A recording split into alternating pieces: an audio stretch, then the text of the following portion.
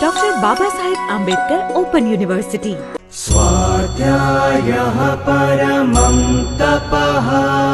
Information અને communication ટેકનોલોજીના નવતર ઉપયોગથી જ્ઞાનના ભંડાર ખોલી આપતો મુક્ત અને મોબાઈલ શૈક્ષણિક કાર્યક્રમ એટલે Kamdhenu.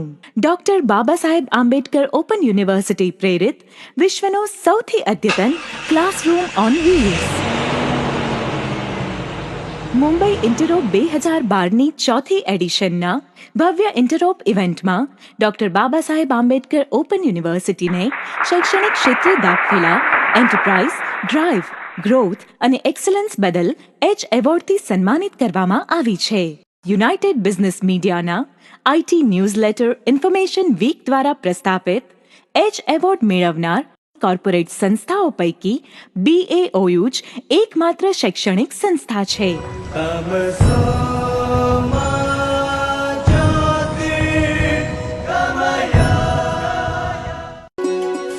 Doctor Baba Saheb Ambedkar open university.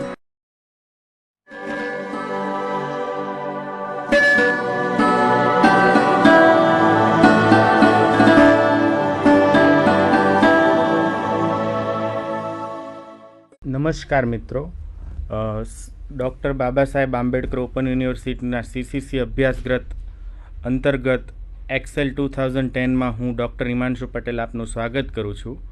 આજે આપણે જે મુદ્દાઓની ચર્ચા કરવાના છીએ તેની અંદર વર્કશીટ એટલે શું, તેના પર કયા કયા પ્રકારના ઓપરેશન થઈ શકે, શોર્ટિંગ ડેટાનું કઈ રીતે કરવું, આઉટલાઇનિંગ એટલે શું, ફિલ્ટર કઈ રીતે વાપરી શકાય, ટેબલ્સ ફોર્મેટ એટલે શું, ચાર્ટ અને spark line, pivot table, vote if analysis જેમાં ગોલ સીક અને સિનારીઓનો સમાવેશ થાય છે, અને અંતમાં આપણે કેટલીક અગત્યની શોર્ટકટ કીની ચર્ચા કરશું। અગાઉ આપણે જોઈ ગયા છીએ કે એક્સેલ એટલે શું, એક્સેલના જુદા જુદા ભાગો વિશેની સમજ, તેમજ રો, કોલમ, સેલ એટલે શું, સેલ રેફરન્સ એટલે શું, ફોર્મ્યુલા અને ફંક્શન કઈ રીતે લખવા, તેમજ વર્કશીટ એટલે શું। આપણે જાણીએ છીએ કે એક્સેલ એ મુખ્યત્વે વર્કશીટનું બનેલું છે। દરેક એક્સેલ વર્કબુકમાં ઓછામાં ઓછી એક અથવા વધુ વર્કશીટ આવેલી હોય છે। વર્કશીટની મદદથી આપણે માહિતીનું આયોજન સરળતાથી અને કામ સહેલાઈથી કરી શકીએ છીએ। આપણે વર્કશીટને નામ અને રંગ આપી શકીએ છીએ। વર્કશીટને તમે એડ એટલે કે ઇન્સર્ટ કરી શકો છો, જરૂર ના હોય તો ડિલીટ કરી શકો છો, તેમજ તેને કોપી કરી શકો છો અને એની જગ્યા બદલી શકો છો। વર્કશીટને આપણે ગ્રુપ અને અનગ્રુપ પણ કરી શકીએ છીએ। તેમજ આપણે સ્ક્રીનનો કોઈ ચોક્કસ એરિયાને સ્થિર કરી દેવો હોય તો રો અને કોલમને ફ્રીઝ કરી શકીએ છીએ, જેથી સ્ક્રોલ કરતી વખતે પણ તેને જોઈ શકાય। સૌપ્રથમ તો આપણે શોર્ટિંગની ચર્ચા કરશું। શોર્ટિંગ એટલે શું, તો જ્યારે કોઈ ડેટાને આપણે ચોક્કસ ક્રમ જેમ કે નંબર છે તેને આપણે ઉતરતા ક્રમમાં ગોઠવવો હોય કે ચડતા ક્રમમાં ગોઠવવો હોય ત્યારે આપણે શોર્ટિંગનો ઉપયોગ કરી શકીએ। એક્સેલ આપણને જુદી જુદી પ્રકારના શોર્ટિંગની ફેસિલિટી આપે છે, જેમ કે તમે મૂળાક્ષરોના ક્રમમાં, આંકડાકીય ક્રમમાં, તારીખ અને સમય પ્રમાણે તેમજ આપણી જરૂરિયાત પ્રમાણે પણ શોર્ટિંગ કરી શકીએ છીએ। એટલું જ નહીં, તમે એક કરતાં વધારે લેવલ પર પણ શોર્ટ કરી શકો છો। જેમ કે સપોઝ આપણી પાસે કર્મચારીના ડેટા આવેલા છે, તો સૌપ્રથમ તમે કર્મચારીઓના વિભાગ પ્રમાણે, ત્યારબાદ તેના નામ પ્રમાણે અને ત્યારબાદ તમે એની ઉંમર પ્રમાણે પણ ગોઠવી શકો છો। એટલે કે શોર્ટિંગ મલ્ટિપલ લેવલનું પણ થઈ શકે છે। કસ્ટમ શોર્ટિંગમાં આપણે આપણા લિસ્ટ મુજબ ડેટાને શોર્ટ કરી શકીએ છીએ। એટલે કે ધારો કે આપણે ફર્સ્ટ ક્લાસ ડિસ્ટિંક્શન, ત્યારબાદ ફર્સ્ટ ક્લાસ, ત્યારબાદ સેકન્ડ ક્લાસ અને ત્યારબાદ પાસ આવવું જોઈએ એ રીતે ગોઠવવું હોય તો આપણે એ રીતે પણ શોર્ટિંગ કરી શકીએ છીએ। ત્યારબાદ આપણે આઉટલાઇનિંગનો ડેમો જોઈશું, જેની મદદથી તમે ડેટાને હાઇડ અને શો કરી શકો છો તેમજ ગ્રુપ કરી શકો છો। ગ્રુપ કરવાથી તમે ગ્રુપ વાઇઝ ટોટલ એટલે કે સબ ટોટલ કરી શકો છો અને સમરી પણ કાઢી શકો છો. તમે જુદા જુદા લેવલે ઇન્ફોર્મેશનને જોઈ શકો છો. તેમજ જરૂર ના હોય તો તેને અનગ્રુપ કરી શકો છો અને સબ ટોટલ રિમૂવ પણ કરી શકો છો અને તમારી જે ઓરિજિનલ માહિતી હતી તેને પાછી પણ મેળવી શકો છો. ત્યારબાદ આપણે ફિલ્ટર એટલે કે ડેટાને આપણે જ્યારે આપણી પાસે વિપુલ પ્રમાણમાં ડેટા અવેલેબલ હોય ત્યારે એમાંથી આપણે ચોક્કસ ડેટામાં રસ હોય ત્યારે આપણે ફિલ્ટરનો ઉપયોગ કરી શકીએ. એટલે કે ફિલ્ટરનો ઉપયોગ ડેટાને ઘટાડવા તેમજ અગત્યના ડેટાને દર્શાવવા અને બિનજરૂરી ડેટાને સંતાડવા માટે યુઝ કરી શકીએ છીએ. તમે એક કરતાં વધારે ફિલ્ટર લાગુ પાડી શકો છો. જેમ કે તમે નંબર ફિલ્ટર આપી શકો છો, કેરેક્ટર અથવા વર્ડ ફિલ્ટર આપી શકો છો, તમે ડેટ ફિલ્ટર આપી શકો છો અને જ્યારે જરૂર ના હોય ત્યારે આપણે ફિલ્ટરને દૂર પણ કરી શકીએ છીએ. તમે ડેટાને આંકડા, તારીખ, શબ્દ કે રંગ પ્રમાણે પણ ફિલ્ટર કરી શકો છો. ત્યારબાદ આપણે ટેબલ્સ અથવા ટેબલ ફોર્મેટ વિશે માહિતી મેળવશું. ડેટા સાથે સહેલાઈથી કામ કરવા માટે તમે ટેબલ ફોર્મેટનો ઉપયોગ કરી શકો છો. આપણે જાણીએ છીએ કે સામાન્ય રીતે આપણે કોઈ પણ ટેબલ બનાવીએ ત્યારે એનો અમુક ગણતરીઓ કરવાની હોય છે, જેમ કે સરવાળો, સરેરાશ, આવી બધી. તો ટેબલની મદદથી તમે બે વસ્તુ કરી શકો છો. એક તો તમે આપોઆપ સ્ટાઇલ એપ્લાય કરી શકો છો, તેમજ તમે જ્યારે ટેબલ ફોર્મેટમાં ફેરવશો વર્કશીટના ડેટાને ત્યારે આપોઆપ ફિલ્ટરની ફેસિલિટી પણ આપે છે. આ ઉપરાંત તમે રો અથવા કોલમનો સરવાળો કરવો હોય તો પણ સહેલાઈથી કરી શકો છો, અથવા તો એ ફીચર્સ ઓટોમેટિકલી એક્સેલ એડ કરી દે છે, જેથી કરીને ગણતરીમાં આપણને સરળતા રહે છે. ત્યારબાદ આપણે એક્સેલનું ડેટા એનાલિસિસ માટેનું એક અગત્યનું ફીચર ચાર્ટ, એના વિશે માહિતી મેળવશું. ચાર્ટ છે એ તમારા ડેટાને ગ્રાફ અથવા તો પિક્ચર સ્વરૂપે દર્શાવે છે. જ્યારે આપણી પાસે ઘણી બધી માહિતી હોય ત્યારે તમે જુદી જુદી માહિતી વચ્ચેના સંબંધને સહેલાઈથી સમજવા માટે ચાર્ટ ખૂબ જ ઉપયોગી છે. તમારે ધ્યાનમાં શું રાખવાનું છે, તો ચાર્ટ બનાવતી વખતે રો અને કોલમને નામ આપવા જરૂરી છે. મોટાભાગના ચાર્ટમાં એક્સેલ આપોઆપ નક્કી કરશે કે કયો ડેટા રોમાં આવશે, એટલે કે આડી એક ધરી પર આવશે, અને કયો ડેટા ઊભી ધરી પર આવશે. એક્સેલ માહિતી પ્રમાણે તમને ઘણા બધા ચાર્ટ જેવા કે column chart, line chart, pie chart, bar chart, area chart, XY chart અથવા તો જેને આપણે સ્કેટર્ડ ચાર્ટ તરીકે પણ ઓળખીએ છીએ, સ્ટોક ચાર્ટ, સરફેસ ચાર્ટ વગેરે બનાવવાની સુવિધા આપે છે. કોઈ પણ ચાર્ટ બનાવતા પહેલાં તમારે માત્ર એટલું જ સમજવાનું છે કે કયા પ્રકારનો ચાર્ટ કયા પ્રકારના ડેટા માટે સરળ છે. એક્સેલ 2010 એક નવું ફીચર્સ એડ કર્યું છે જેને આપણે સ્પાર્ક લાઇન કહીએ છીએ. ધારો કે તમારી પાસે રોમાં અથવા કોલમમાં ઘણા બધા ડેટા આવેલા છે, તો આખો ચાર્ટ બનાવવાને બદલે તમે માત્ર એક રોના ડેટાને ટ્રેન્ડના સ્વરૂપમાં દર્શાવવા માટે સ્પાર્ક લાઇન બનાવી શકો. એટલે કે સ્પાર્ક લાઇન એક એવો નાનો ચાર્ટ છે જે માત્ર એક સેલ અથવા ખાનામાં જ આવી જાય છે. સ્પાર્ક લાઇનનો ઉપયોગ જનરલી તમારા ડેટામાં વધારો ઘટાડો જોવા માટે ઇકોનોમિક સાયકલ એટલે કે આર્થિક ચક્ર તેમજ મેક્સિમમ અને મિનિમમ વેલ્યુ કઈ છે તે ગ્રાફિકલ રિપ્રેઝન્ટેશનથી જોવા માટે ઉપયોગી છે. જ્યારે તમે સ્પાર્ક લાઇન ડેટાની બાજુમાં જ મૂકો છો ત્યારે તે વધુ સ્પષ્ટ અને આકર્ષક બની જાય છે. એક્સેલનું એક ખૂબ જ મહત્ત્વનું ફીચર્સ છે પીવોટ ટેબલ. પીવોટ ટેબલ ત્યારે ઉપયોગી થાય છે જ્યારે તમારી પાસે ખૂબ જ ડેટા આવેલા હોય અને તમારે તેનું સારાંશ કાઢવું હોય, વિશ્લેષણ કરવું હોય અથવા એને કોઈ ચોક્કસ પ્રકારે પ્રસ્તુત કરવું હોય ત્યારે આપણે પાઇવોટ ટેબલનો ઉપયોગ કરી શકીએ છીએ. પાઇવોટ ટેબલ બની જાય ત્યારબાદ તમે પાઇવોટ ચાર્ટ બનાવી શકો છો. પાઇવોટ ચાર્ટની મદદથી તમે ડેટાની તુલના, એને પેટર્ન એટલે કે ભાત અને ટ્રેન્ડ્સ એટલે કે વલણ સહેલાઈથી જોઈ શકો છો. પાઇવોટ ટેબલ અને પાઇવોટ ચાર્ટ તમને અગત્યના ડેટા માટે ચોક્કસ નિર્ણય લેવામાં મદદરૂપ થાય છે, તેમજ તમે ઘણા બધા જટિલ પ્રશ્નોના જવાબ સહેલાઈથી આપી શકો છો. અંતમાં આપણે વોટ ઇફ એનાલિસિસની ચર્ચા કરશું, જેમાં 2 મુદ્દાઓ છે, ગોલ સીક અને સિનારીઓ. ધારો કે તમારે કોઈ ગણતરી કરેલી છે, તેમાં ફોર્મ્યુલાનું જે અત્યારે પરિણામ છે તે નહીં, પરંતુ નવું પરિણામ મેળવવા માટે ઇનપુટમાં એટલે કે જે ફોર્મ્યુલામાં વપરાયેલ છે સેલ છે તેમાં શું ફેરફાર કરવો પડે જેથી આપણે ઈચ્છિત પરિણામ મેળવી શકીએ તે જાણવું હોય તો આપણે ગોલ સીકનો ઉપયોગ કરી શકીએ છીએ. ત્યારબાદ સિનારીઓ છે. ધારો કે તમારા સેલની જુદી જુદી વેલ્યુ જુદા જુદા સમયે અલગ અલગ હોય છે, તો કોઈ સેલની કિંમત જુદી જુદી પરિસ્થિતિ મુજબ બદલાતી હોય તો તે દર્શાવવા માટે આપણે સિનારીઓનો ઉપયોગ કરી શકીએ છીએ.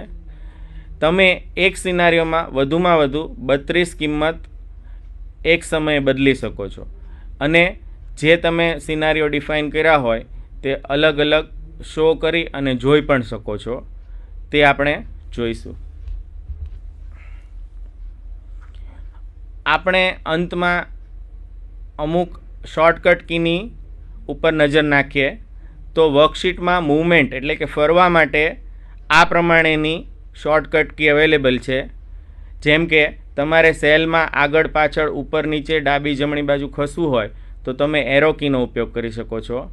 સ્ક્રીનમાં સ્ક્રોલિંગ કરવું હોય ઝડપથી, બીજા સ્ક્રીનમાં ઝડપથી જવું હોય નીચે અથવા ઉપર, તો તમે પેજ ડાઉન કે પેજ અપનો ઉપયોગ કરી શકો છો. ટેબ અને શિફ્ટ ટેબની મદદથી તમે ડાબી જમણી બાજુ ખસી શકો છો. એ જ રીતે તમે જોઈ શકો છો કે બીજી બધી ઘણી બધી શોર્ટકટ કી અવેલેબલ છે વર્કશીટમાં ફરવા માટે. તમારે વર્કશીટની શરૂઆતમાં જવું હોય તો કંટ્રોલ હોમ છે, અંતમાં જવું હોય તો કંટ્રોલ એન્ડ છે. કંટ્રોલ F જેમ બીજા વિન્ડોઝ સોફ્ટવેરમાં હોય છે તેમ ફાઇન્ડ કરવા માટે ઉપયોગી છે. Hની મદદથી તમે રિપ્લેસ કરી શકો છો. છેલ્લું ફાઇન્ડ રિપીટ કરવા માટે શિફ્ટ પ્લસ F4 છે. ગોટુ માટે કંટ્રોલ G છે. અહીંયા તમે ગોટુની મદદથી ચોક્કસ સેલમાં જઈ શકો છો. તમારે ડેટાને સિલેક્ટ કરવો હોય તો તમે જે એક્ટિવ સેલ હશે એમાં રહી અને શિફ્ટ પ્લસ સ્પેસ કરશો તો આખી રો ઓટોમેટિકલી સિલેક્ટ થઈ જાય છે. ત્યારબાદ તમે એના પર કોઈ ફોર્મેટિંગ કે રિપ્લેસ કરી શકો છો. આખો કોલમ સિલેક્ટ કરવો હોય તો કંટ્રોલ સ્પેસ છે. કંટ્રોલ એથી તમે આખી વર્કશીટ સિલેક્ટ કરી શકો છો. પાછલી વર્કશીટ સિલેક્ટ કરવી હોય તો તમે control plus shift plus page અપનો ઉપયોગ કરી શકો છો. આ જ રીતે બીજી બધી પણ શોર્ટકટ કીઝ અવેલેબલ છે ડેટાના સિલેક્શન માટે. તમારે હવે કોઈ ડેટામાં ફેરફાર કરવો છે, એકવાર ડેટા ટાઈપ થઈ જાય પછી એમાં ફેરફાર કરવા માટે F2 કીની મદદથી તમે એક્ટિવ સેલને એડિટ કરી શકો છો, એટલે કે ફોર્મ્યુલા અથવા મૂલ્યમાં ફેરફાર કરી શકો છો. તમે વ્રેપ ટેક્સ્ટ ફીચર્સ ખબર હશે તો ઓલ્ટર એન્ટર કરવાથી તમે જે તે સેલમાં નવી લાઇનમાં લખી શકો છો. એન્ટર આપવાથી તમારી એન્ટ્રી પૂરી ગણાશે. શિફ્ટ એન્ટર આપવાથી ઉપરની એન્ટ્રીમાં તમે જાશો. ટેબ અને શિફ્ટ ટેબ આપવાથી ડાબી ને જમણી બાજુની એન્ટ્રીમાં જશો. આ જ રીતે કટ કોપી પેસ્ટ તેમજ ફેરફાર રદ કરવા અને ફરી કરવા માટેના શોર્ટકટ કી આપણને જોઈ શકીએ છીએ. રો કોલમને રિલેટેડ શોર્ટકટ કી તો આપણે એક્સેલની અંદર રોને હાઇડ કે શો કરી શકીએ છીએ. તમે જે સેલમાં હો એ રોને હાઇડ કરી દેવી હોય તો તેની શોર્ટકટ કી છે કંટ્રોલ પ્લસ 9. માની લો કે તમારે પાછી રો જોઈએ છે તો તેના માટેની શોર્ટકટ કી છે કંટ્રોલ પ્લસ શિફ્ટ પ્લસ 9. એ જ રીતે કોલમને રો હાઇડ અને શો કરવા માટેની શોર્ટકટ કી છે. આખા કોલમને સિલેક્ટ કરી શકીએ છીએ, એની પહોળાઈ ચેન્જ કરી શકીએ છીએ, ઊંચાઈ ચેન્જ કરી શકીએ છીએ. તો આ બધી શોર્ટકટ કી તમને ઉપયોગી છે ઝડપથી રો અને કોલમના ઓપરેશન કરવા માટે. આપણે સ્ક્રીન પર ફાઇલ તેમજ અન્ય શોર્ટકટ કી જોઈ શકીએ છીએ. જેમ કે તમારે નવી ફાઇલ બનાવવી હોય તો એની શોર્ટકટ કી છે Ctrl+N. આગળ કોઈ વર્કશીટ બનાવી હોય તે ઓપન કરવી હોય તો એના માટેની શોર્ટકટ કી છે Ctrl+O. ફાઇલને સેવ કરવા માટેની શોર્ટકટ કી છે Ctrl+S. એવી રીતે તમારે ફાઇલને બંધ કરી દેવી હોય તો તમે Ctrl+W પણ પ્રેસ કરી શકો છો. આ સિવાય અન્ય શોર્ટકટ કીમાં F12 જે સેવ એઝ કરવા માટે ઉપયોગી છે, Ctrl+P પ્રિન્ટ કરવા માટે ઉપયોગી છે, F1 આપણે જાણીએ છીએ બીજા સોફ્ટવેરમાં પણ હેલ્પ માટે હોય છે, તો F1 તમે હેલ્પ માટે યુઝ કરી શકો છો. સ્પેલિંગ અને ગ્રામર ચેક કરવા હોય તો તમે F7 કીનો ઉપયોગ કરી શકો છો. Alt+F8 કરશો તો તમારે મેક્રો ડિફાઇન કર્યો હોય એક્સેલમાં તો એને રન કરવા માટેનો ડાયલોગ બોક્સ આવશે. Ctrl+F1 થી તમે રિબન જે છે, જે ટોપમાં આવેલું છે ટેબ અને ગ્રુપથી બનેલું છે, તેને હાઇડ અને શો કરવા માટે ઉપયોગ કરી શકો છો. અને હેલ્પ માટે અગેઇન F1 તમે વાપરી શકો છો. હવે આપણે જે કાંઈ મુદ્દાઓની ચર્ચા કરી તેનું ડેમો જોઈશું. તો એના માટે મેં એક ઓલરેડી એક્સેલની ફાઇલ બનાવી છે, એમાં આપણે જોઈશું. તો આપણે અગાઉ જણાવ્યું તેમ વર્કશીટ શોર્ટિંગ કેમ કરવું, કસ્ટમ શોર્ટિંગ કેમ કરવું, આઉટલાઇનિંગ કઈ રીતે થાય, filter, tables, chart, sparkline, pivot table, goal seek અને સિનારીઓ કઈ રીતે થઈ શકે એના વિશે આપણે ડેમો જોઈએ છીએ. તમે જોઈ શકો છો કે આ એક ટેબલ છે જેમાં વસ્તુ, એનો ભાવ, એનો ક્વોન્ટિટી એટલે જથ્થો અને ભાવ ગુણ્યા જથ્થો કરવાથી આપણને રકમ મળે છે. હવે આવી જે આ શીટ છે એ જાન્યુઆરી માટે છે, તમે નીચે જોઈ શકો છો. આવી જ શીટ મારે ફેબ્રુઆરી માટે, માર્ચ માટે, એપ્રિલ માટે હોઈ શકે. તો ધારો કે તમારી વસ્તુનો ભાવ જાન્યુઆરીમાં બદલાય છે, તો દેખીતી રીતે એ જ ભાવ આપણે ફેબ્રુઆરી, માર્ચ અને બાકીની બધી શીટમાં વાપરવા માગશું. તો આપણે એક જગ્યાએ ફેરફાર કરીએ તો એ ઓટોમેટિક બીજી જગ્યાએ નહીં થઈ જાય. પરંતુ આપણે જણાવ્યું અગાઉ તેમ વર્કશીટને આપણે ગ્રુપ કરી શકીએ છીએ. વર્કશીટને ગ્રુપ કરવા માટે તમારે કોઈ પણ વર્કશીટ જેને બીજા સાથે ગ્રુપ કરવી હોય તેમાં ફોકસ રાખવાનું છે અને તમારું કંટ્રોલ કી પ્રેસ કરી અને જેને ગ્રુપ કરવી હોય એ બીજી શીટ પર ક્લિક કરવાની છે. અત્યારે તમે જોઈ શકો છો કે મેં સેલ્સ જાન્યુઆરી અને સેલ્સ ફેબ્રુઆરીને ગ્રુપ કર્યું છે. આના પર રાઇટ ક્લિક કરવાથી તમે જોઈ શકો છો કે હવે અહીંયા ઓપ્શન છે અનગ્રુપ શીટ્સ, એટલે કે અત્યારે આ બંને શીટ ગ્રુપ બની ગઈ છે અને એક શીટમાં હું જે ફેરફાર કરીશ એ આપોઆપ અહીંયા તમે જોઈ શકો છો જાન્યુઆરીમાં 45 ભાવ છે, ફેબ્રુઆરીમાં પણ 45 છે. હવે હું જાન્યુઆરીમાં ભાવ બદલું છું તો તમે જોઈ શકો છો કે ફેબ્રુઆરીમાં આપોઆપ ભાવ બદલાઈ જાય છે. આમ વર્કશીટને ગ્રુપ કરવાથી તમે એકસાથે ઘણી બધી શીટમાં ફેરફાર એપ્લાય કરી શકો છો. તમારે શીટને ખસેડવી હોય, ફેબ્રુઆરીને પહેલાં લેવી હોય તો લેફ્ટ કી પ્રેસ કરી અને મૂવ કરી શકો છો માઉસની મદદથી, તો એની પોઝિશન બદલી શકાય છે. તમે શીટની કોપી કરી શકો છો, રાઇટ ક્લિક કરી અને મૂવ અને કોપી ઓપ્શનથી તમે શીટની કોપી કરી શકો છો. જો ક્રિએટ કોપી ઓપ્શન કર્યું હશે તો એ કોપી કરશે, અધરવાઇઝ એને મૂવ કરશે. જો હું મૂવ ટુ એન્ડ આપીશ તો આ જે શીટ છે અત્યારે એ અંતમાં જતી રહેશે અને જો હું અહીંયા ફિલ્ટર રાખીશ તો મારી શીટ છે એ ફિલ્ટરની અગાઉ ઉમેરાશે. આમ આ ઓપ્શનથી તમે શીટને મૂવ અથવા કોપી કરી શકો છો. શીટને કલર આપવા માટે તમે ટેબ કલરનો ઉપયોગ કરી શકો છો. અત્યારે મેં ભૂરો કલર કર્યો છે પરંતુ એ દેખાતો નથી કારણ કે આ શીટ સિલેક્ટ છે. જેવા તમે બીજી શીટમાં જશો એટલે તમે જોઈ શકો છો કે આ શીટનો કલર બ્લુ થઈ ગયો છે. તમારે સપોઝ આના અંદર 50 રો હોય તો બધી રો સ્ક્રીન પર દેખાશે નહીં. તો એના માટે તમે વ્યૂ ટેબમાં જઈ અને ફ્રીઝ પેન્સ કરશો. અત્યારે મારું વસ્તુની નીચે એક્ટિવ સેલ છે, ત્યાં રાખી અને હું ફ્રીઝ પેન કરું છું.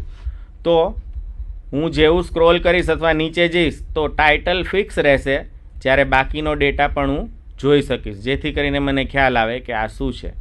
તો ફ્રીઝ પેનની મદદથી તમે રો અને કોલમને ફ્રીઝ કરી શકો છો.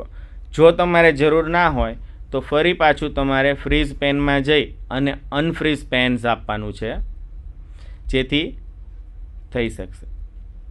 હવે આપણે શોર્ટિંગ કઈ રીતે કરવું એના ઉદાહરણ જોઈશું. તમે જોઈ શકો છો કે પહેલા ટેબલમાં બધા સમય આપેલા છે, બીજા ટેબલમાં સમય અને શહેરનું નામ આપેલું છે, ત્રીજા ટેબલમાં સમય અને એની માહિતી અલગ આપી છે, અને છેલ્લે વિદ્યાર્થીનું નામ અને એનો રોલ નંબર આપેલા છે. તો પહેલો ડેટા છે એ સમય છે, બીજો ડેટા છે એમાં એક કરતાં વધારે કોલમ આપેલા છે, ત્રીજા ડેટામાં પણ એક કરતાં વધારે કોલમ છે, અને ચોથા ડેટામાં 2 કોલમ છે. તો તમારે એક કરતાં વધારે ટેબલને એકસાથે શોર્ટ કરવા હોય તો તમારે જોવું જ પડશે કે બંને વચ્ચે ઓછામાં ઓછું એક કોલમ છૂટેલું હોય. જેમ કે આ 2 વચ્ચે એક કોલમ ફ્રી છે, આ 2 વચ્ચે એક કોલમ ફ્રી છે, આ 2 વચ્ચે એક કોલમ ફ્રી છે. નહીંતર એક્સેલ બધાને એકસાથે સિલેક્ટ કરવાનો પ્રયત્ન કરશે. હવે આપણે જોઈએ કે સમયને કઈ રીતે શોર્ટ કરવો. તો તમે જેને શોર્ટ કરવું હોય એ કોલમમાં કર્સર રાખી અને હોમમાં જઈ અને શોર્ટ અને ફિલ્ટર કરી શકો છો. એ જ ઓપ્શન આપણને ડેટા ટેબમાં પણ મળે છે. તો A to Z એટલે કે ચડતા ક્રમમાં ગોઠવશે અને Z to A તમને ઉતરતા ક્રમમાં ગોઠવશે. તો અત્યારે હું Z to A પ્રેસ કરું છું તો તમે જોઈ શકો છો કે સૌથી વધારે ટાઈમ છે એ પહેલો આવી ગયો છે, એના પછી એનાથી ઓછો, પછી એનાથી ઓછો, અને છેલ્લે સૌથી ઓછો હશે.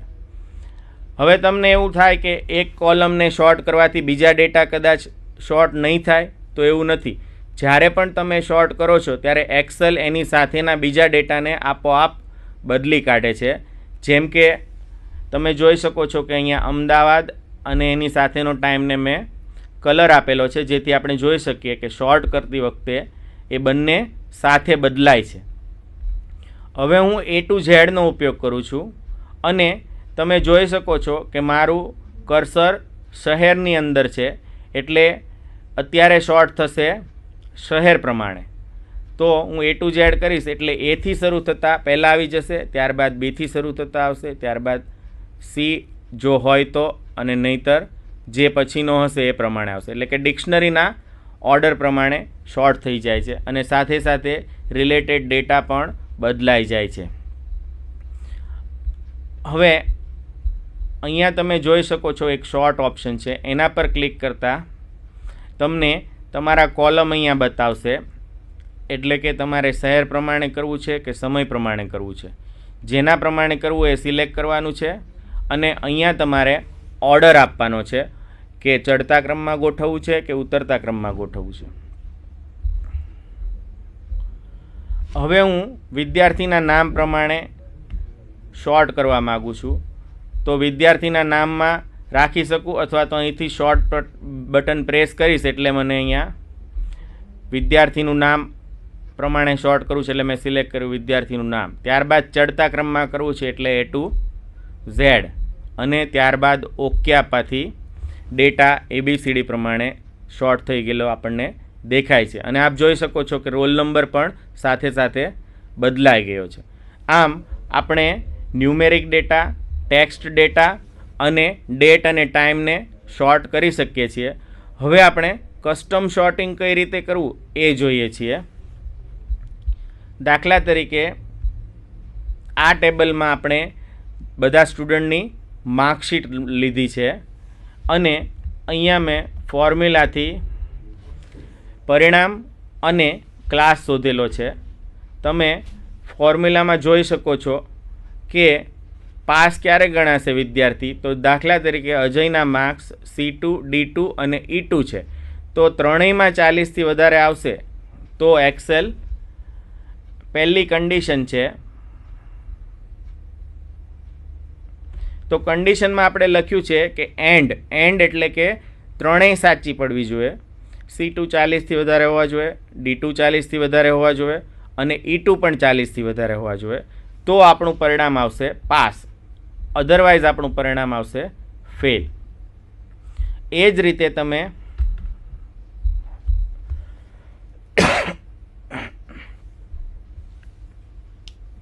ક્લાસ શોધવા માટેની પણ કન્ડિશન લખી શકો છો. જેમ કે 75% વધારે હોય તો ડિસ્ટિંક્શન ગણાશે, 75થી વધારે ના હોય અને 60થી વધારે હોય તો ફર્સ્ટ ક્લાસ ગણાશે, 50થી વધારે હોય તો સેકન્ડ ક્લાસ ગણાશે અને 40થી વધારે હોય અને 50થી ઓછા હોય તો પાસ ગણાશે અને નહીંતર નીલ પ્રિન્ટ થશે.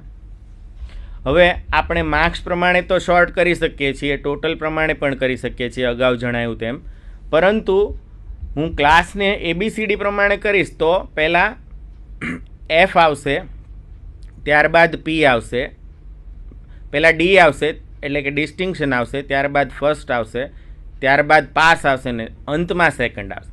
પરંતુ મારે ક્રમ જાળવવો છે, ડિસ્ટિંક્શન પહેલાં, ફર્સ્ટ ક્લાસ પછી, સેકન્ડ ક્લાસ પછી અને અંતમાં પાસ ક્લાસ.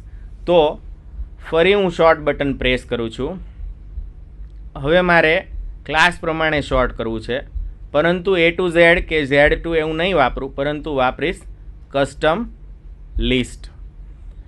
કસ્ટમ લિસ્ટમાં તમારે જે પ્રમાણે કરવું હોય એની એન્ટ્રી કરી દેવાની છે, એટલે કે ડિસ્ટિંક્શન પહેલાં, ફર્સ્ટ પછી, સેકન્ડ ત્યારબાદ અને અંતમાં પાસ, અને એડ કરી દેવાનું છે અને ઓકે આપવાનું છે. તો હવે તમે જોઈ શકો છો કે ક્લાસ છે એ કયા ઓર્ડરમાં શોર્ટ થશે, distinction, first class, second class અને પાસ.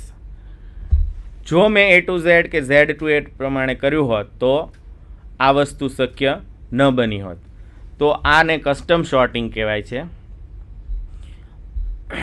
હવે પછી આપણે આઉટલાઇનિંગ એટલે શું તેના વિશે માહિતી મેળવીએ. આપણે અગાઉ જણાવ્યું તેમ આઉટલાઇનિંગની મદદથી તમે ડેટાને ગ્રુપ કરી શકો છો, એને ગ્રુપ વાઇઝ જોઈ શકો છો, સબ ટોટલ કરી શકો છો. આવી બધી વસ્તુ આઉટલાઇનથી જનરલી થાય છે. તો તમે જોઈ શકો છો કે આ ટેબલની અંદર કોઈ વ્યક્તિએ કોઈ પર્ટિક્યુલર વેચાણ કેટલું કરેલું છે કોઈ ચોક્કસ ઉત્પાદક માટે એની માહિતી આપેલી છે. હવે મારે એવું કરવું છે કે ઉત્પાદક પ્રમાણે મને વેચાણનું ટોટલ મળે. તો તમારે યાદ રાખવાનું છે કે આઉટલાઇનિંગ કરતી વખતે જેનું તમારે ગ્રુપ કરવું હોય એને શોર્ટ કરવું જરૂરી છે. એટલે કે અત્યારે મારે કંપની અથવા તો ઉત્પાદક પ્રમાણે માહિતી જોઈએ છે અથવા સબ ટોટલ જોઈએ છે, તો મારે પહેલાં એને ના હોય તો શોર્ટ કરી દેવું પડશે. જેમ કે હું અહીંયા રાખી અને A to Z પ્રેસ કરીશ એટલે ABCD પ્રમાણે અત્યારે ગોઠવાઈ ગયું છે. હવે હું આના પર સબ ટોટલ અને ગ્રુપના ઓપરેશન કરી શકું. તો આપણે અગેઇન ડેટા ટેબનો યુઝ કરવાનો છે.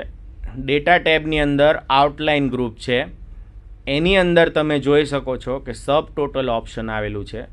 સબ ટોટલ પર ક્લિક કરવાથી તમને એ પૂછશે કે સરવાળો ક્યારે કરવો છે. તો આપણા કેસમાં આપણે ઉત્પાદક પ્રમાણે સરવાળો કરવો છે, તો અહીંયા ઉત્પાદક હું પસંદ કરીશ.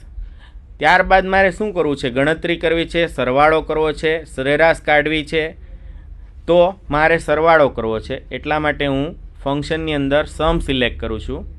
અને મારે કોનો સરવાળો કરવો છે, તો મારે કુલ વેચાણનો સરવાળો કરવો છે ઉત્પાદક પ્રમાણે. તો હું કુલ વેચાણ પસંદ કરું છું અને જેવું હું ઓકે આપીશ એટલે તમે જોઈ શકો છો જ્યારે પણ આવી સિમ્બોલ આવશે ત્યારે એનો મતલબ કે કોલમની વિડ્થ ઓછી છે, તો આપણે લેફ્ટ ક્લિક પ્રેસ કરી અને આ સાઇન પ્રમાણે કોલમની વિડ્થ વધારી શકશું. તો અત્યારે આપણે જોઈ શકીએ છીએ કે કેડબરીઝનું કુલ વેચાણ કેટલું છે, નેસ્લેનું કુલ વેચાણ કેટલું છે અને એ જ રીતે પાર્લેનું અને બ્રિટાનિયાનું વેચાણ કેટલું છે એ જોઈ શકીએ છીએ. અને છેલ્લે આપણને ગ્રાન્ડ ટોટલ બતાવે છે. તમે જોઈ શકો છો કે અહીંયા 3 ગ્રુપ આવી ગયા છે, 1, 2 અને 3. તો અત્યારે આપણે ત્રીજા લેવલમાં છીએ. જેવું હું 2 પર પ્રેસ કરીશ એટલે મને ફક્ત કંપનીનો ડેટા જ બતાવશે, એની વિગત નહીં બતાવે, પરંતુ સમરી બતાવશે. એટલે કે કેડબરીનું કુલ વેચાણ આટલું છે, નેસ્લેનું આટલું છે, પાર્લેનું આટલું છે, આ રીતે. જેવો હું 1 લેવલમાં જઈશ એટલે ફક્ત મને ગ્રાન્ડ ટોટલ જ બતાવશે. ફરી પાછું મારે વધારે માહિતી જોઈતી હોય તો હું બીજા લેવલ પર જઈશ અને જે ઓરિજિનલ ડેટા હતો એ એટલા લેવલ સુધીની માહિતી જોઈતી હોય તો હું 3 પ્રેસ કરીશ.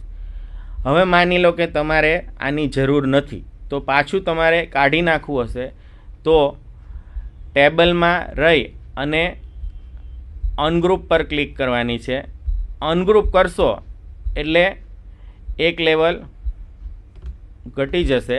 આપણે ટેબલને સિલેક્ટ કરી લઈએ અને એક સાથે બધું કાઢી નાખવું હોય તો તમે રિમૂવ ઓલ ઓપ્શનનો ઉપયોગ કરી શકો છો. તમે જોઈ શકો છો કે રિમૂવ ઓલ કરવાથી આપણો ઓરિજિનલ ડેટા પાછો આવી જાય છે. હવે પછીનું ઓપ્શન આપણું ફિલ્ટર છે. ફિલ્ટર માટે પણ આપણે ડેટા ટેબનો જ ઉપયોગ કરવાનો છે.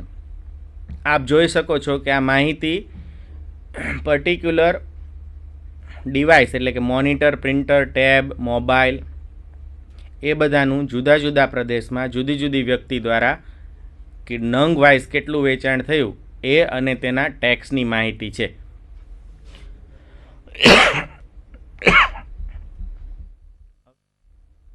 આમાં ઘણો બધો ડેટા આવેલો છે, પરંતુ મારે બધો ડેટા જોવો નથી. હું માત્ર મોનિટરનો ડેટા જોવા માગું છું તો હું એને ફિલ્ટર કરી શકું છું.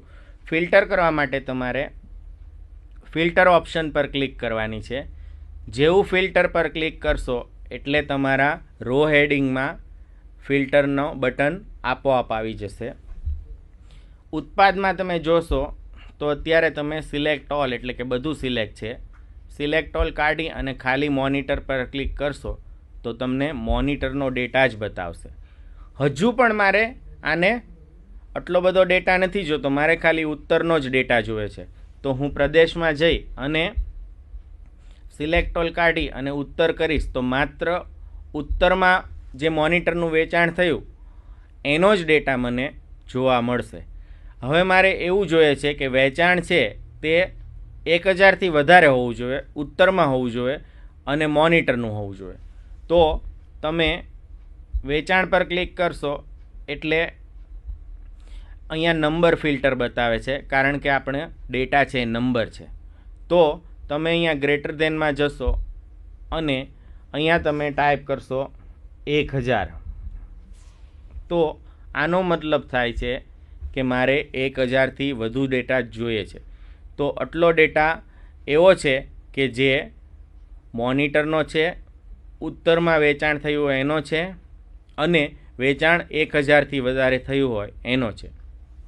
આટલું જ નહીં, તમે આ ડેટાને કોપી કરી શકશો અને જ્યાં જરૂર પડે ત્યાં પેસ્ટ પણ કરી શકશો.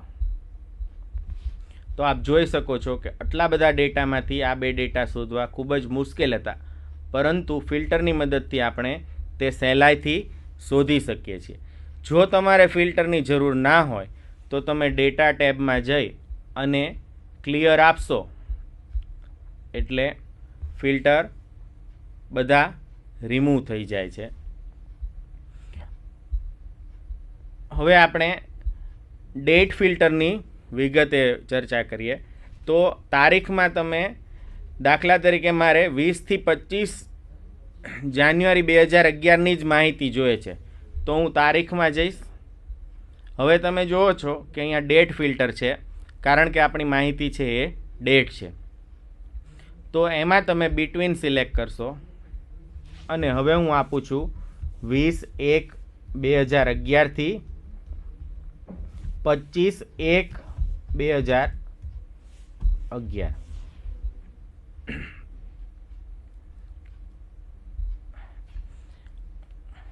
અને ઓકે આપવાથી આપણને માત્ર એવો ડેટા દેખાશે કે જે 20થી 25 જાન્યુઆરી 2011 વચ્ચેનો હોય. તો તમે જોઈ શકો છો આ બધી તારીખો 20થી 25 વચ્ચેની જ છે. આમ આપણે નંબર ફિલ્ટર વાપરી શકીએ છીએ, ડેટ ફિલ્ટર વાપરી શકીએ છીએ, વર્ડ ટેક્સ્ટ ફિલ્ટર વાપરી શકીએ છીએ.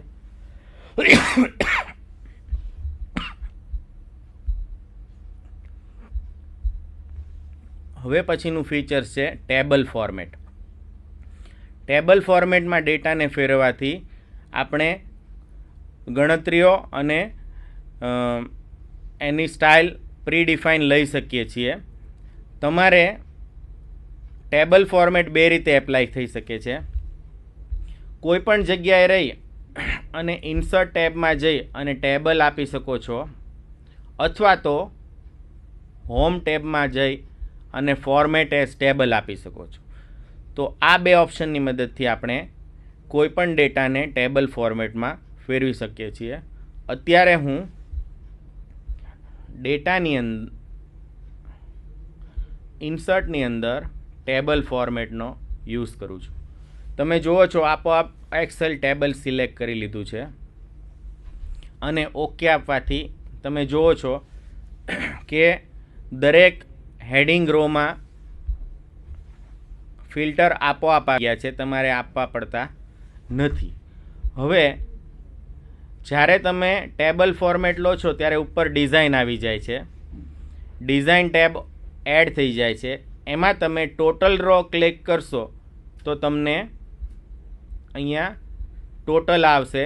બાય ડિફોલ્ટ એ છેલ્લા કોલમનું ટોટલ કરે છે, પરંતુ મારે વેચાણનું ટોટલ જોઈતું હોય તો ત્યાં રાખી ક્લિક કરી અને ફંક્શન સિલેક્ટ કરવાનું છે. મારે સરવાળો જોઈએ છે એટલે હું સમ કરું છું. તો તમે જોઈ શકો છો કે મને ખૂબ જ ઝડપથી સરવાળો મળે છે. આ જ રીતે હું સરેરાશ મારે વેચાણ જોવું હોય તો હું એવરેજ સિલેક્ટ કરીશ તો મને સરેરાશ. એટલે કે ટેબલ ફોર્મેટ વાપરવાથી ગણતરીઓ ખૂબ જ ઝડપથી થઈ શકે છે. હવે મારે નવા ડેટા એડ કરવા છે તો તમે રિસાઇઝ ટેબલ ઓપ્શનનો ઉપયોગ કરી શકો છો.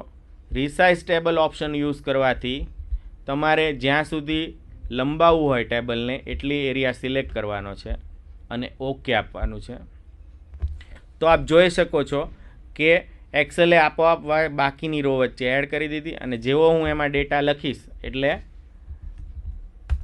એનો સરવાળો પણ આપોઆપ થઈ જશે. એ જ રીતે તમે અહીંયાથી પણ ટેબલ રિસાઇઝ કરી શકો છો. તમારે લેફ્ટ કી પ્રેસ કરી રાખવી પડશે. આમ ટેબલની મદદથી તમે ઝડપથી ગણતરી કરી શકો છો. હવે પછીનું ફીચર્સ છે ચાર્ટ. ચાર્ટ છે એ ખૂબ જ ઉપયોગી છે. એની મદદથી તમે માહિતીને પિક્ચરના ફોર્મમાં રિપ્રેઝન્ટ કરી શકો છો. ધારો કે આ જુદા જુદા પ્રાણીઓનું જુદા જુદા મહિનામાં સંખ્યાનું વિગત છે, તો એના પર સિલેક્ટ કરી અને હું ઇન્સર્ટમાં જઈ અને ચાર્ટ આપીશ તો ચાર્ટ ગ્રુપમાં ઘણા બધા ચાર્ટ આવેલા છે. એમાંથી અત્યારે હું કોલમ પસંદ કરું છું.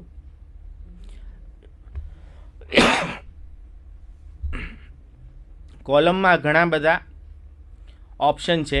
પહેલું ઓપ્શન આપણે પસંદ કરીએ તો તમે જોઈ શકો છો કે એક્સેલ આપોઆપ ચાર્ટ બનાવી દીધો છે. એક્સ અક્ષ ઉપર બધા મહિનાઓ છે, વાય ઉપર બધી સંખ્યાઓ છે. હવે જે જમણી બાજુ આપણને દેખાય છે બેર્સ, ડોલ્ફિન અને વેલ, એને લેજન્ડ કહેવાય છે.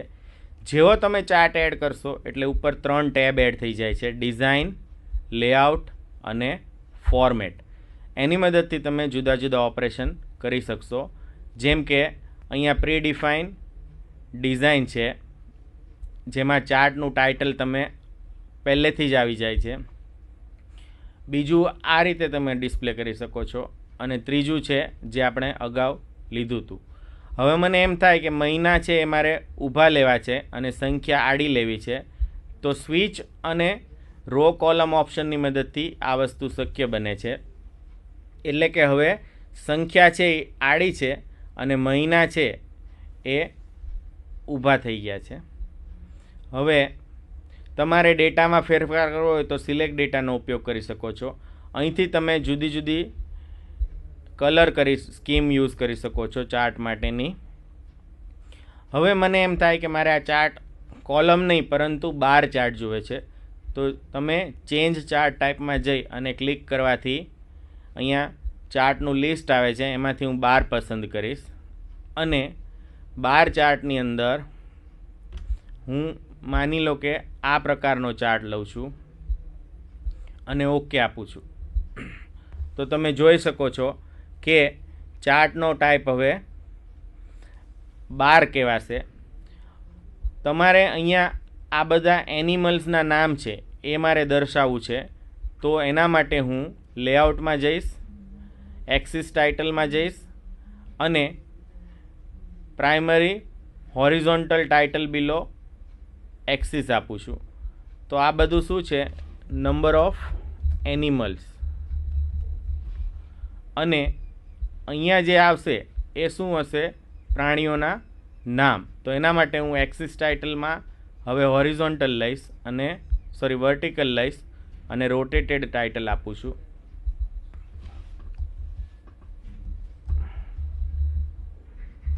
અને એનિમલ્સ આપવાથી ત્યાં લખી શકશો. મારે ટાઇટલ બદલવું હોય તો એના પર ડબલ ક્લિક કરવાથી એડિટ થઈ શકશે. જેમ કે આ છે એનિમલ પોપ્યુલેશન ચાર્ટ.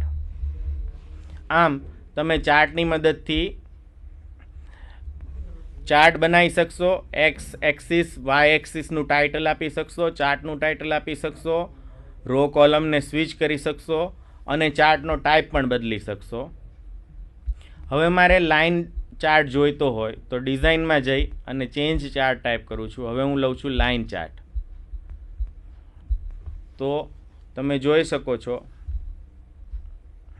કે જાન્યુઆરીમાં બેર, ડોલ્ફિન ને વેલની સંખ્યા કેટલી હતી, ફેબ્રુઆરીમાં કેટલી હતી, એ બધાને જોડતી એક લાઇન ડ્રો કરી છે. તો આ રીતે તમે લાઇન ચાર્ટ પણ બનાવી શકો છો. એવી જ રીતે એરિયા ચાર્ટ છે. તો એરિયા ચાર્ટની અંદર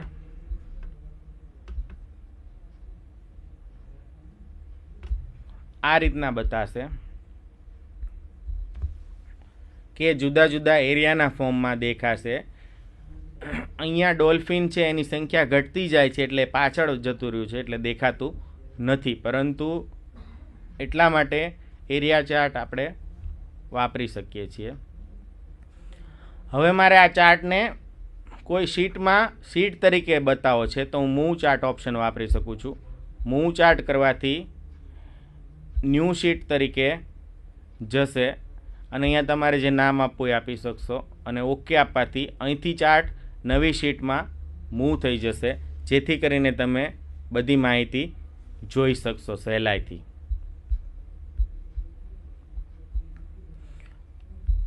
હવે આપણે સ્કેટર્ડ ચાર્ટ કઈ રીતે દોરવો? તો સ્કેટર્ડ ચાર્ટ દોરવા માટે હું આને સિલેક્ટ કરું છું. સ્કેટર્ડ ચાર્ટ સામાન્ય રીતે આપણને ટપકાના સ્વરૂપમાં માહિતીને દર્શાવે છે. તો હું પહેલાં સિલેક્ટ કરું છું, ત્યારબાદ ઇન્સર્ટમાં જઈ અને સ્કેટર્ડ આપું છું. તો તમે જોઈ શકો છો કે જે તે વેલ્યુ ટપકાના સ્વરૂપે દર્શાવેલી છે. જ્યારે બે વચ્ચેનો રિલેશનશિપ જોવો હોય ત્યારે આપણે સ્કેટરનો ઉપયોગ કરતા હોય છે. જેમ કે અહીંયા સિલ્વરની વેલ્યુ સતત વધે છે, ગોલ્ડની પણ વધે છે અને બ્રોન્ઝમાં શરૂઆતમાં ઓછી છે, ત્યારબાદ વધે છે અને ત્યારબાદ સ્ટેડી છે. તો આ રીતે તમે સ્કેટર્ડ ચાર્ટ દોરી શકશો. હવેનું ફીચર છે સ્પાર્ક લાઇન. સ્પાર્ક લાઇન એટલે એક સેલમાં આવી જાય એટલો ચાર્ટ. દાખલા તરીકે મારે અહીંયા સ્પાર્ક લાઇન એડ કરવું છે તો ઇન્સર્ટમાં જઈ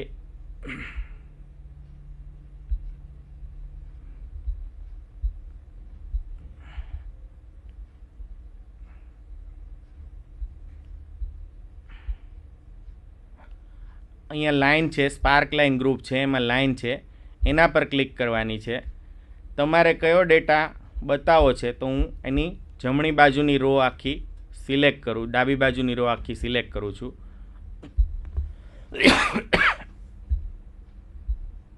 તો આપ જોઈ શકો છો કે મને અહીંયા એક જ ખાનામાં બાજુના 5 ડેટાનો ચાર્ટ એણે દોરી આપ્યો છે. આને હું ડ્રેગ કરી અને બીજા માટે પણ વાપરી શકું છું. તમે અહીંયા જોઈ શકો છો, તમે હાઈ, લો, નેગેટિવ નથી આમાં, પણ જો નેગેટિવ હોય તો ફર્સ્ટ, લાસ્ટ બધાને ડોટ તરીકે દર્શાવી શકો છો. આપણે એ જોવા માટે આને થોડું ઝૂમ કરીએ તો હવે ટપકાના ફોર્મમાં તમે જોઈ શકો છો હાઈ, લો, પોઈન્ટ બધાને. તો સ્પાર્ક લાઇન એક ખૂબ જ અગત્યનું ફીચર્સ છે. હવે આપણે પાઇવોટ ટેબલ જોઈએ. પાઇવોટ ટેબલ એ ખૂબ જ મહત્ત્વનું ફીચર્સ છે એક્સેલનું. અહીંયા પણ ખૂબ જ બધો ડેટા છે. તો આટલો બધા ડેટાને મારે એનાલાઇઝ કરવો હોય, આની અંદર આપણે કોઈ પર્ટિક્યુલર ઉત્પાદન છે એને પર્ટિક્યુલર દેશમાં કઈ તારીખે કેટલું વેચ્યું એ આપણે માહિતી આમાં રાખેલી છે. તો મારે હવે એની સમરી જોઈએ છે, જેમ કે બધા ઉત્પાદનનું બધા દેશમાં કુલ વેચાણ કેટલું. તો આવું કરવા માટે કોઈ પણ જગ્યાએ કર્સર રાખી અને ડેટામાં જઈ ઇન્સર્ટમાં જઈ અને પાઇવોટ ટેબલ પર ક્લિક કરવાથી આખી રો, આખું ટેબલ સિલેક્ટ થઈ જાય છે. હવે આપણે આ ટેબલને, જે પાઇવોટ ટેબલનો રિપોર્ટ બનશે એને ક્યાં મૂકવો છે? તો અત્યારે આપણે નવી શીટમાં નહીં, પરંતુ જે અત્યારે જે શીટ છે એમાં જ મૂકવો છે, અહીંયા મૂકવો છે. તો હું ત્યાં ક્લિક કરું છું અને ઓકે આપું છું. આવું કરવાથી એક નવું વિન્ડો ઓપન થશે જેની અંદર આપણા હેડિંગ હશે. મારે રો પર ઉત્પાદન લેવું છે તો હું આને ડ્રેગ કરી, એટલે કે લેફ્ટ ક્લિક પ્રેસ કરી અને રોમાં નાખું છું. મારે કોલમમાં બધા દેશ જોવે છે તો હું કોલમમાં દેશને ડ્રેગ કરીને નાખું છું. અને મારે સરવાળો છે એ કિંમતનો જોવે છે તો એને ડ્રેગ કરી અને વેલ્યુમાં નાખું છું. આવું કરવાથી તમે જોઈ શકો છો કે અહીંયા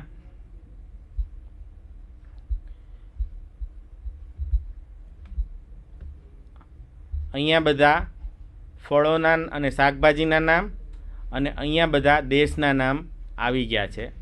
હવે માની લો કે તમારે ફિલ્ડ હેડર ના જોતા હોય તો અહીંયા ક્લિક કરવાથી ફિલ્ડ હેડર જતા રહેશે. બટન ના જોઈતા હોય તો અહીંયા ક્લિક કરવાની છે. ફિલ્ડ લિસ્ટ પાછું જોવું હોય તો અહીંયા ક્લિક કરવાની છે. અને હવે તમારે અહીંયા કયું ફંક્શન વાપરવું છે એ પણ તમે નક્કી કરી શકો છો.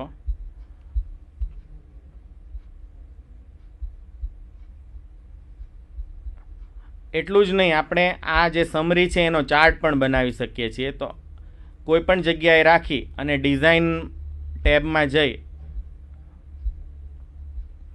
આ ઓપ્શન ટેબમાં જઈ અને પાઇવોટ ચાર્ટ આપવાથી તમને ચાર્ટનો કોઈ પણ પ્રકાર સિલેક્ટ કરી અને જોઈ શકો છો. આપણે જોઈ શકીએ છીએ કે અહીંયા બધા ઉત્પાદન આપોઆપ આવી જાય છે, એટલે કે આ ડાયનેમિક ચાર્ટ છે.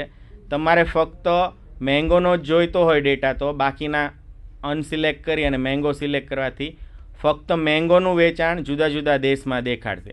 એવી જ રીતે તમારે બધા ઉત્પાદનનું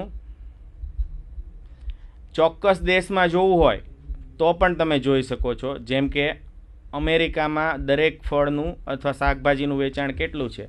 તો આમ તમે પાઇવોટ ટેબલથી ઝડપથી સમરી બનાવી શકો છો અને સાથે સાથે પાઇવોટ ચાર્ટ બનાવી શકો છો.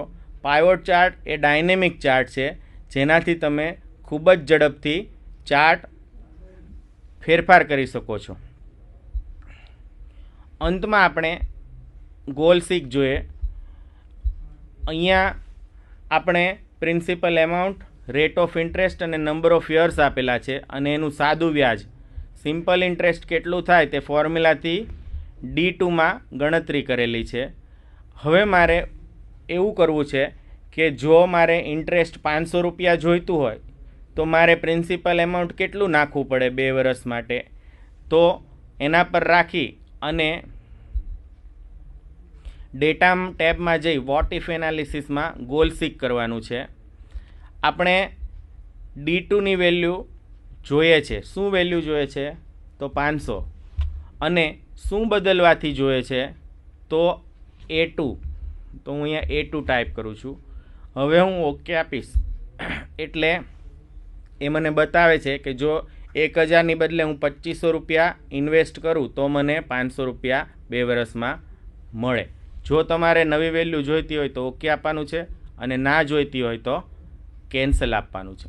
આમ આપણે ગોલ સીકની મદદથી જેમાં કેલ્ક્યુલેશન હોય એની નવી વેલ્યુ ઇનપુટ બદલી અને જાણી શકીએ છીએ. ત્યારબાદ છે સિનારીઓ. સિનારીઓ એ આપણને જુદા જુદા સમયે જુદી જુદી વેલ્યુ કઈ રીતે આવશે એના માટે ઉપયોગી છે. જેમ કે કોઈ સમયે આ એમાઉન્ટ 50,000 હોય, રેટ ઓફ ઇન્ટરેસ્ટ 7 હોય અને નંબર ઓફ યર્સ 5 હોય તો આની વેલ્યુ શું થશે? તો આ જ સેલમાં રહી અને હું વેલ્યુ બદલી શકું છું. એના માટે મારે વોટ ઇફ એનાલિસિસમાં સિનારીઓ મેનેજર કરવાનું છે. અહીંયા મેં જુદા જુદા સિનારીઓ ડિફાઇન કરેલા છે. અત્યારે હું એ રિમૂવ કરું છું અને હું એક સિનારીઓ એડ કરું છું 5000. એટલે કે એમાઉન્ટ કેટલું હોય? 5000 હોય ત્યારે. તો ઓકે આપવાથી મને એ પૂછે છે કે એમાઉન્ટ કેટલું રાખવું છે? તો 5000. બાકીની વેલ્યુ બદલાશે નહીં. તો આ એક સિનારીઓ થયો 5000. હવે હું આપું છું 20,000.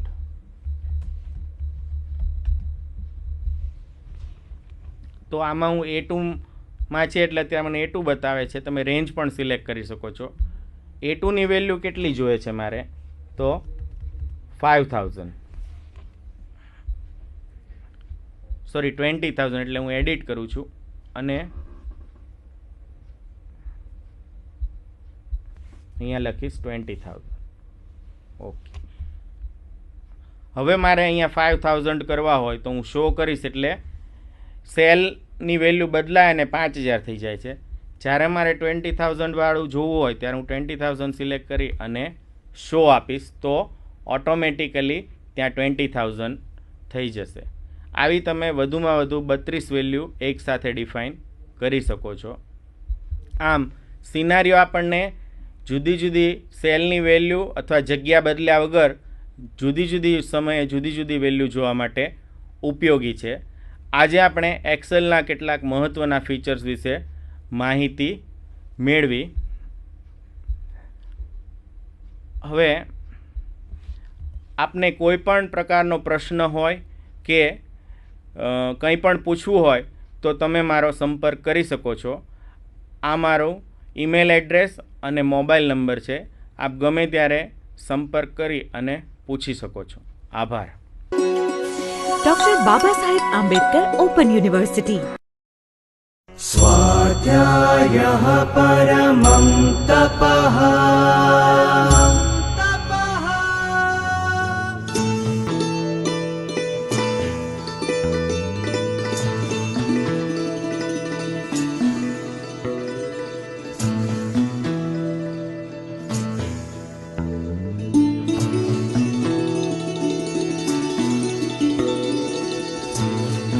જ્ઞાન તણા દીપકની વાટે ઉગડે બીડ્યા મોતી, માટીમાંથી માનવ પ્રગટે તમસ ભેદીને જ્યોતિ. Doctor Baba Saheb Ambedkar open university, જ્યાં સ્વાધ્યાયનો દીપક કદી ઓલવાતો નથી. વિવિધ અભ્યાસક્રમોમાં પ્રવેશ 1 નવેમ્બરથી 31 ડિસેમ્બર દરમિયાન ઉપલબ્ધ. આજે જ આપના નજીકના અભ્યાસ કેન્દ્રનો સંપર્ક કરો.